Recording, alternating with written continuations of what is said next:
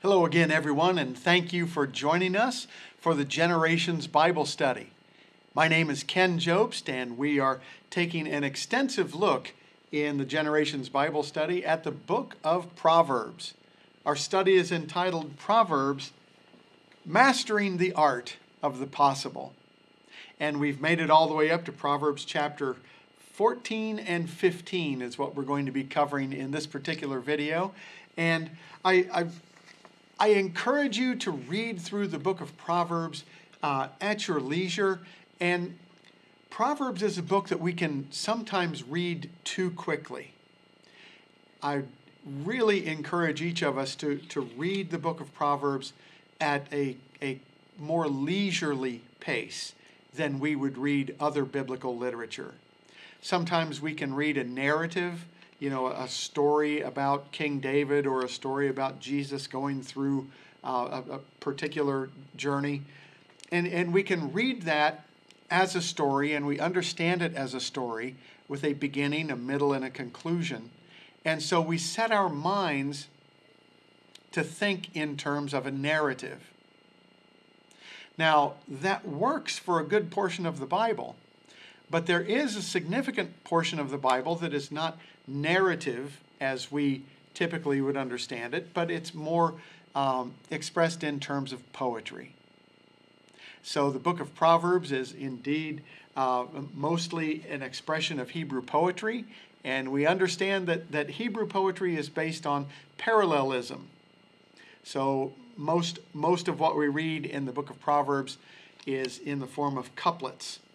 And the parallelism may be a comparison, this is like this and this is like that, or it can be in terms of a contrast. This is like this, but on the other hand, contrary-wise, that is like that. So the distinguishing word for comparisons is the word and. That's our conjunction. The distinguishing word for contrasts is but. Now, over the last couple of weeks, we've entered into this section of the book of Proverbs that is called the first collection of the wisdom of Solomon. It began in verse 1 of chapter 10. And we continue with a predominance of contrasts in the Proverbs.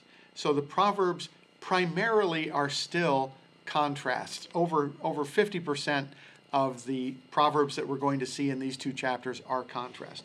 Matter of fact, 48 of the 70 or so, 75 maybe, of these Proverbs are in terms of contrast.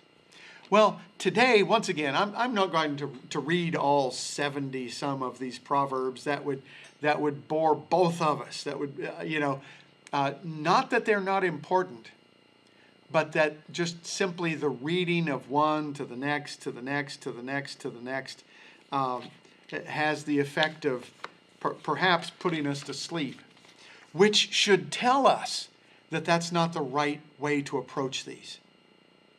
Right? If you're reading a part of the Bible and it's putting you to sleep, there's something wrong about the way we're reading it. Either we're reading it too quickly, or we're not reading it with the proper context, or we're reading it with another agenda in mind. But if the Bible is putting you to sleep, there's something wrong with the way we're reading it. And you know what? I'm going to say that even for the begats, even for the genealogies in the Bible, which are by many people considered to be the most boring parts of the Bible. Well, you know what? If your great-great-great-grandfather or great-great-great-grandmother was mentioned in the Bible, you would look for their name, right? So the names are there because they make the connections to the people involved, and we are involved. Now, let's take a look at how we're going to approach chapters 14 and 15.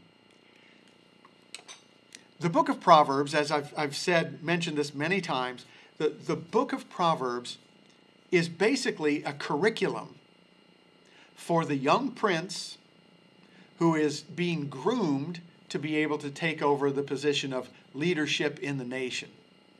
So these are young princes, maybe they're teenagers, maybe they're early 20s, certainly no older than early 20s.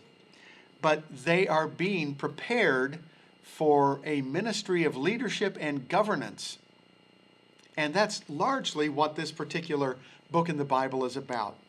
While all the other books of the Bible are written from an inductive perspective, which is to say we're given the particulars and it's up to us to make the generalization. The book of Proverbs is the opposite. The book of Proverbs is the only book of the Bible.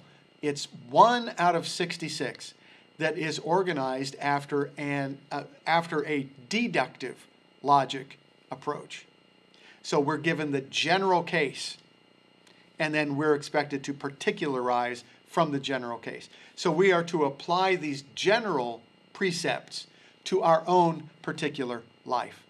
Now, chapters 14 and 15 really are valuable to us in a variety of ways. Now, once again, these are couplets of wisdom, and they appear to not be really organized around themes as a group, but I think if you look carefully at these two chapters, you will see a few proverbs that are strung together like pearls on a string.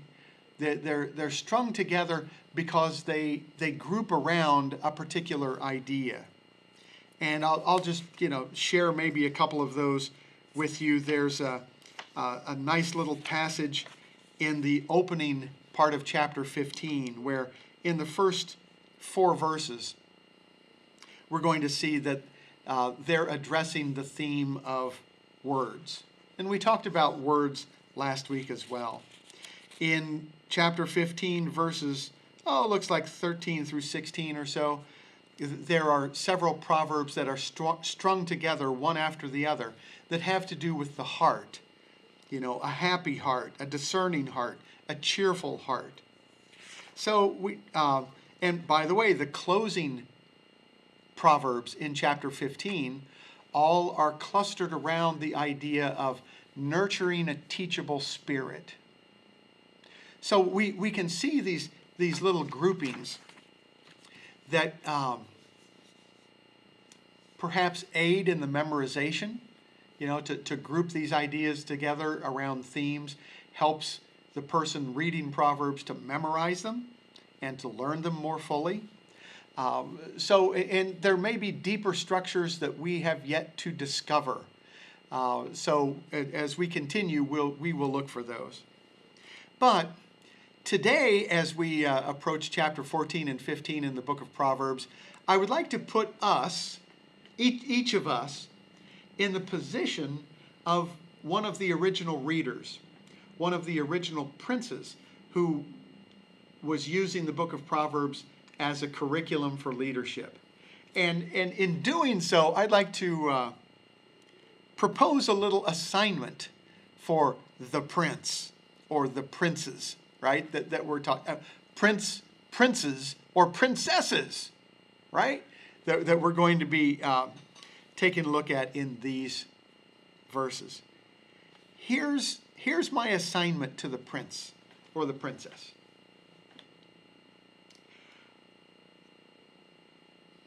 In the very first video that we did, in the very first study of the book of Proverbs, we had talked about the idea that each proverb is more than just a story.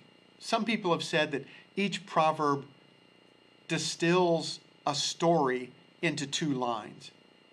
And then another commentator said, no, it's not that they are distilling a story into 2 lines. It's that they are distilling an entire lifetime of experience into 2 lines. And I think that's closer to the truth. I think it's much closer to the truth that we have in each of these proverbs virtually a lifetime of experience that is crystallized. It's distilled in a very, very few words. And so you'll understand my hesitancy to read through Proverbs too quickly. Oh yeah, I know. In the read through the Bible in a year pattern, the idea is, you can read all these chapters of Proverbs in a couple of sittings. Well, I really don't think you're going to get out of that what you hope to get out of it. But the book of Proverbs was meant to be read at a much slower pace, and at a pace in which we're allowing other connections to be made, other associations to be made in our understanding, our minds, our imaginations. Let's make more of these connections. And really, let's start to think about the lives that are shaped by these proverbs and the events that shaped the lives that are expressed in these proverbs. Now, so we have here some profound wisdom that's really going to command that we spend more time. And you know what?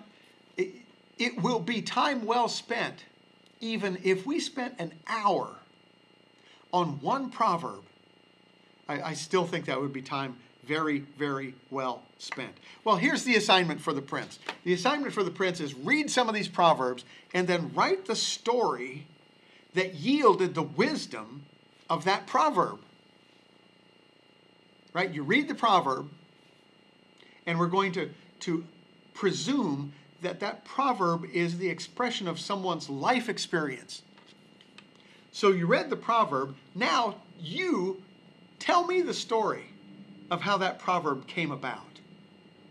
Let's try it, okay?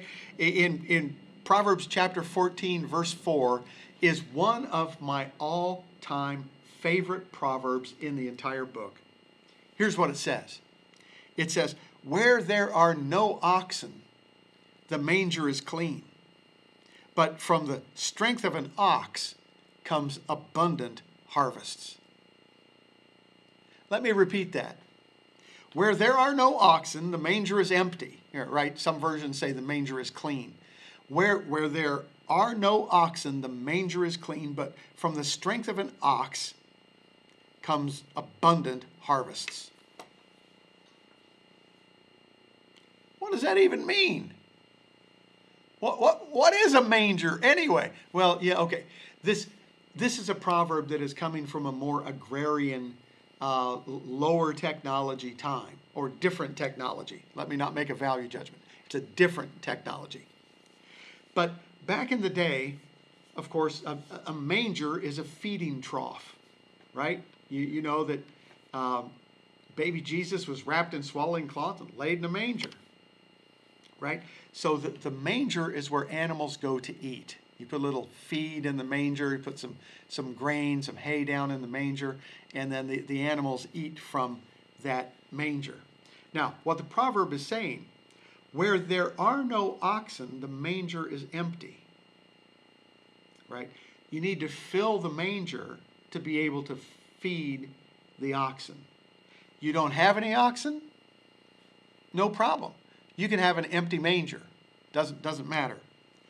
But from the strength of an ox comes abundant harvests. Now, okay, watch. Now here's the deal. Let me translate this into more contemporary language, right? You've got somebody looking at somebody else's situation. You say, okay, you look in their barn, they don't have anything in the manger.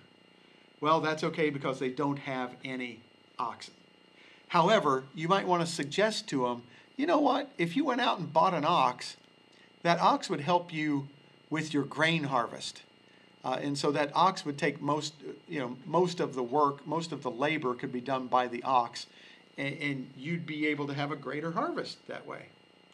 Let me bring it even into more contemporary setting. Let's put it this way. If you don't have a car, you don't have to buy gas. You don't have to buy insurance. You don't have to pay for a licensing fee. right? So look at all the money you save by not having a car. However, there's a lot of income potential to you that could come about if you had a car and were able to perhaps drive to different workplaces where they might pay you more money. Or even if you had a paper route or something, that car would enable you to earn more money. That's what it's saying. Now, sometimes we like to say that, I'm saving money in one way or another, or I'm not hassled by something. But by adding certain things to our lives, certain leverages allow us to get a greater return than the cost of the thing that we're investing in. So that's that chapter 14, verse 4. Now, let's take a look at another proverb, and let's drill even deeper into this proverb. This proverb is chapter 14, verse 10. And it's profound in a deeply philosophical way. Not all the proverbs are philosophical. They are all wisdom, but some are oriented toward relational wisdom, some are oriented toward, even business wisdom. But this proverb, Proverbs chapter 14, verse 10, is a deeply philosophical proverb. Now, listen to what it says. Each heart knows its own bitterness, and no one else can share its joy. Wow. Let me say that again. Each heart knows its own bitterness, and no one else can share its joy. Now, let's start peeling this onion. There's a lot of layers to our understanding of this proverb. But I think, for me, one of the most significant things about this proverb is that it is a commentary on the mystery of phenomenology. Now, what's phenomenology? Phenomenology, Phenomenology, phenomenology, basically is a school of philosophy that says, you know what? Each person's consciousness, each person's lived experience is a phenomenon particular to them. That's how we get the word phenomenology. That your experience of living is particular to you. And so phenomenology says that it's remarkably difficult, if not impossible, to ensure that some other person's experience of life, even sensory experience, is similar or the same as yours. Hey, I got my little sweater vest on, right? So I'm wearing this thing, and in my world, from my eyes, in my sensory world, I see this sweater vest as blue, right? I see it as kind of maybe just a shade darker than sky blue. Well, how do I know that your experience of blue is the same as my experience of blue? Hey, we could even go to the hardware store and look at paint chips. And we could say, look, these two paint chips are the same. And so if you see this and I see that, no, that's not what I'm talking about. Because all of those paint chips that I'm going to see, I'm seeing them, through my own eyes. So it reduces to this idea of phenomenology. And it could be the inexplicability of human experience. Or another word is that some things are ineffable. I love that word. That they are ineffable experiences, which is to say, have you ever had an experience where you were just completely at a lack of words to be able to describe it to somebody else? And so you kind of like raise your palms and you say, you just had to be there. That's what ineffability is about. Now, watch this. Applying this to this particular proverb, each heart has its own bitterness, and no one else can share its joy. This is a proverb that's saying that our own emotions, the experience of our emotions, is ultimately impenetrable by someone else's experience, right? You cannot feel precisely what I feel. Now, okay, right? So whenever there's a tragedy, whenever something happens, they send somebody from one of the news stations, and they come out with a microphone, they say, how does it feel to be a part of this terrible tragedy? Well, how do you think it feels? It doesn't feel good. It feels bad, right? But the idea is there is a hunger to try to figure out or try to feel what somebody else is feeling. Now, this proverb is saying that, you know what? Bitterness is an intensely personal thing. And that there is bitterness that is basically tailor-made for each of us. Our own personal histories, our experiences, all of that contributes to making every person's bitterness a little bit different from every other person's bitterness. And you know what? This is true for married couples that have been together for decades. That there's still sometimes little corners of our emotional lives that are just simply unavailable to anyone else. Therefore, each heart knows its own bitterness, and no one else can share its joy. You know what? You don't know the dimensions of my joy. You don't know, the corners of my psyche in which that joy operates. So what Proverbs chapter 14, verse 10 is saying is that, there is still a mystery to how we are all uniquely personal beings, even at an emotional level. That's profound. And that by the way, that's something, we're probably not going to get to the bottom of that one in just a few minutes of thinking about it. Our third verse that I'd like for us to consider is Proverbs chapter 14, verse 12. There is a way that appears to be right, but in the end it leads to death. Wow. Okay. Of all the Proverbs, this one strikes me as the most dangerous. There is a way that appears to be right, but in the end it leads to death. Wow. Now, this is more than just simply a cautionary tale about appearances fooling people, right? This is saying that you might think that a particular direction is the right direction, and yet it will culminate in death. And I'd like for us to think of, but the end it leads to is death. That term, the end it leads to, reminds me of the Greek word teleos, which means, the conclusion of a matter, the full maturity of a matter, the destination of a matter. There's a way that appears to be right, but in the end it leads to death. It leads to something from which we cannot recover. And this indeed is a sober warning.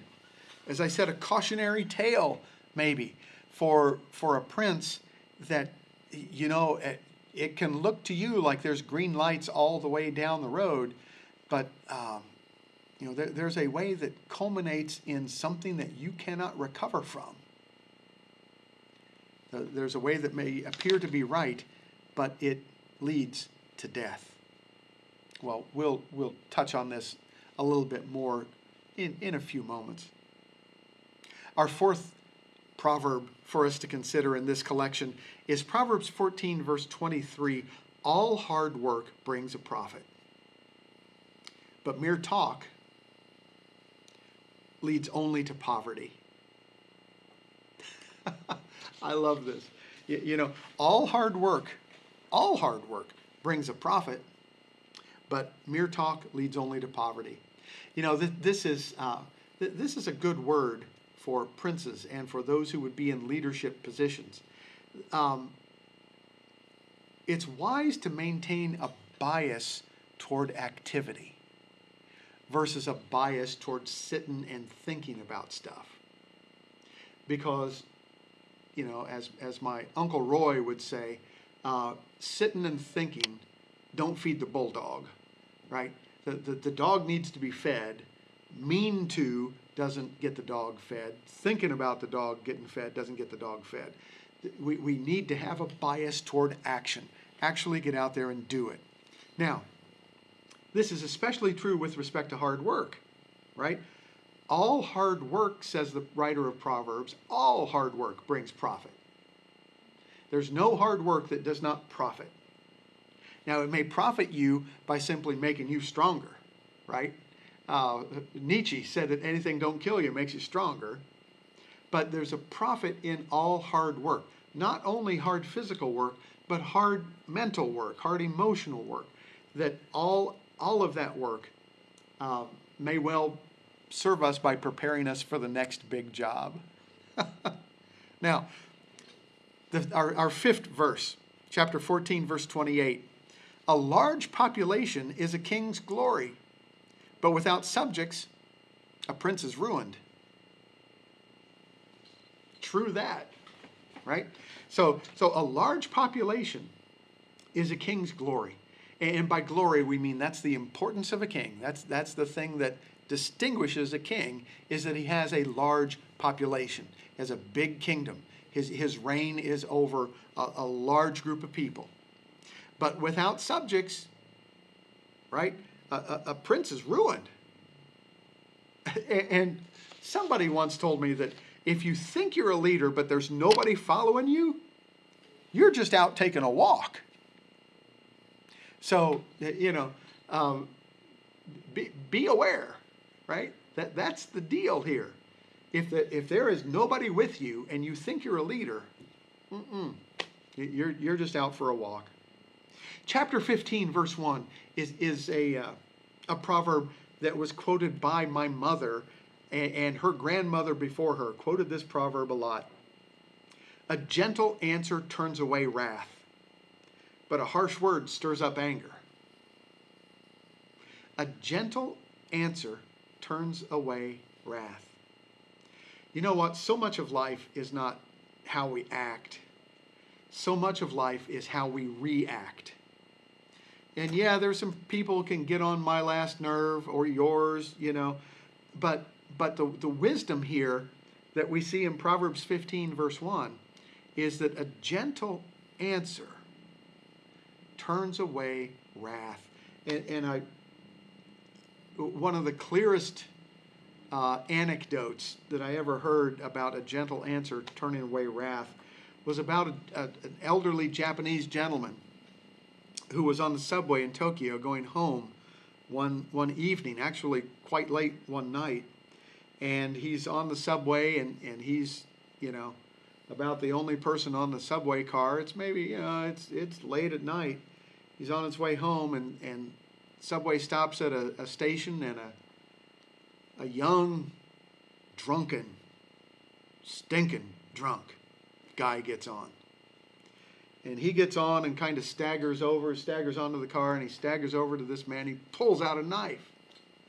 And he starts yelling, and he starts going on about how life is no good, and he might as well he just wants to destroy things, kill people, and everything else. He's ranting on. And this elderly Japanese gentleman has his newspaper and his umbrella, and he sits there, and he's listening to this man go off on his rant. And this guy's got a knife that he's pulled out. And the elderly gentleman says to the young man who's ranting, says to him, "What are you drinking tonight, son? Are you drinking sake?" And the guy says, yeah, I'm drinking sake. And the old man says, when I was young, I used to drink a lot of sake too. And I used to drink sake with my wife. That's how I met my wife. And the old man just starts talking and empathizing and connecting with this loud, brash, rowdy young man who's threatening. Now watch. I'm not recommending that everybody just treats a threatening person with a knife, like they're their grandson. But it's an illustration of the power of a soft answer. I've been in situations where people wanted to amp up the room. I mean, people came in to stir something up. But the wise leader in the room in that situation, the adult in the room in that situation, is going to realize that it's a soft answer. All of your answers don't have to have edges to them. A soft answer turns away wrath and might help in the process of clarity, right? So, by the way, Japanese man and the drunken guy, it all worked out fine. And he was able to talk the knife, away from the guy, and they both got off the subway, the young man at his stop, the old man at his stop. Everything worked out. Hey, the seventh and final proverb for us to consider today in this particular session. Proverbs chapter 15, verse 22. Plans fail for lack of counsel, but with many advisors they succeed. Plans fail for lack of counsel, but with many advisors they succeed. Plans by their very nature engage the unknown, right? They're forward-looking. So a plan has to engage the unknown. And some people would say, look, the future is not simply unknown. The future is unknowable.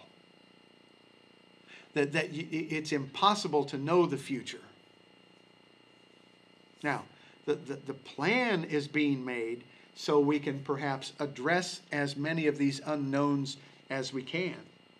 But as famously was said in Washington, D.C. a few years ago, that there's known knowns, there's known unknowns, there's unknown knowns, and there's unknown unknowns.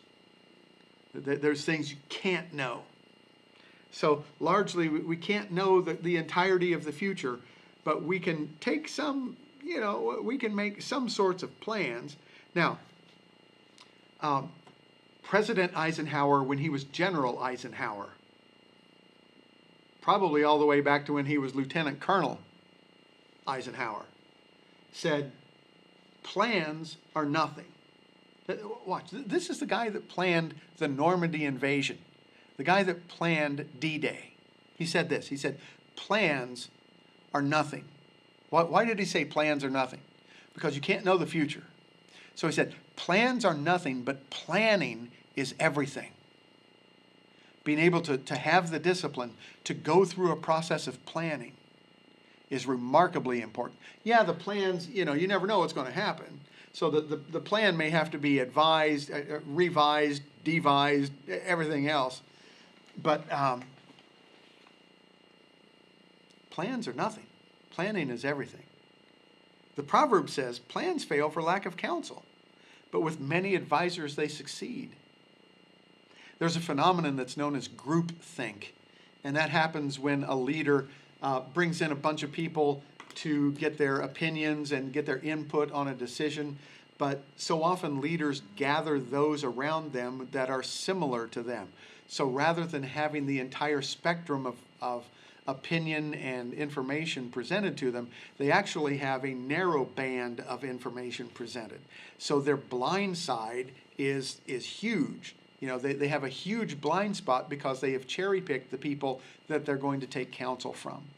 A wise person gets as broad a spectrum of input as possible. Now, watch, be careful. There is the paralysis of analysis. And as we spoke of a little bit earlier, we always have to have in leadership, right, a bias toward action. Because if you're just going to think about stuff, you're going to end up poor and hungry and cold and out in the rain, right? Okay. So plans fail for lack of counsel, but with many advisors, they succeed. Now, I just want to leave, we're talking about these 7 as potential assignments for the prince, to tell us a little bit about the story of someone who came to this particular bit of wisdom in their life.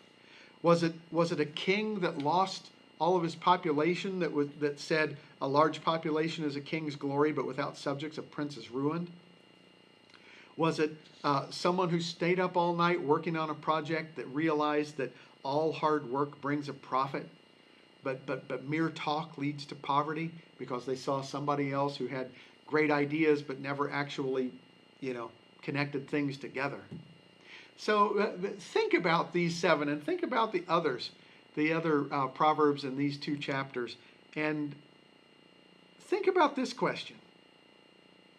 What proverb is most shaped by your life experience? If you had to sit down and write a proverb and say, you know what, the one thing I've learned in this life is, boom, what proverb would you write? Well, give that a little bit of thought.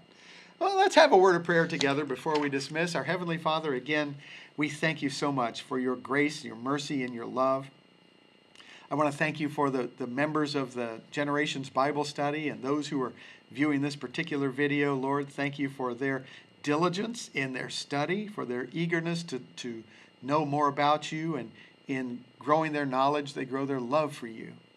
Now, Lord, we thank you for our church, for St. Stephen. Thank you for our pastor, and pray that you would just continue to pour out your blessings through us. Let us be a channel of your love. In Jesus' name, amen. Well, hey, once again, if you'd like to participate in the telephone call, that comes up on Wednesdays at 12 noon. You're always welcome to be a part of it. Hey, from St. Stephen Church and the Generations Bible Study class, this is Ken Jobst. It's been a pleasure to be with you. Hope to see you soon. God bless. Bye-bye.